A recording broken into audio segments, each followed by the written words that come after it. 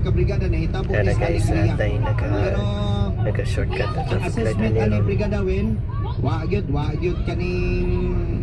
gyud palampasi ang pamilya gyud in town mismo po ni Tatay Brigada Wen. Willie gyud andam gyud nga mopasaka og kaso.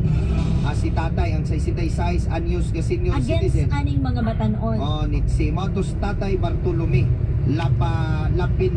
Lapindante ngatos mga nagulatan niya ng mga anak ni Roger Haino nga diin nahitabo ang pagpangulata mga kabrigada alas 5 din isapon.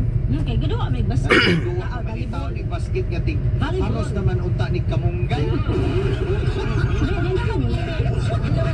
Inoon tigduwa gina kay Ma'am Ginalingaw sa probinsya pero sa una mainumdum ko katong akong iyan atoy tago sa ngangan nga marjigado. So to Hangyo subog ko. Uli na sa volleyball. Di ba kanida yung dayon nga volleyball? Dayon eh. Basta sa province, di ka sa Sa una mo tawag to basta mo tungtong na alas 5 pauli-on ako anak kay mao dito na giandam nga kamunggay gi ako'y paharuson. Kaya mo ding sudan nga piniritog sa Utan Bisaya.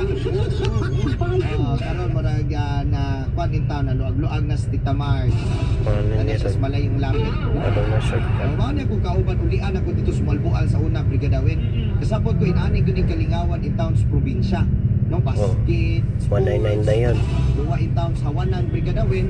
Ang podcast Brigada Steve kato pag uli niya sa birthday murag wa naman ni naanad order naman ni kinabuhi ni tayo. Wag yung ko kita niya post or my day siyang Facebook nga nagduwa pa siya ka dito sa Hawan sa ilang pa. Wag yung ko kita my day ni Brigada Steve nga nagduwa dito Batulatas Baon. Ay, meron yung post video kay. Puros video kay gipakanta yung Lulong Tan Jones. Nag-enjoy gyud sa birthday na wa koy adlaw nga di hubog. Pila na magluto ka birthday nga wa siya uli ay dito sa ilaha Brigada Wen. Ilang giting mo ba? Nag-malfunction na ni. Since 2022. See? Katong pag unang adlaw 2022 to nga tag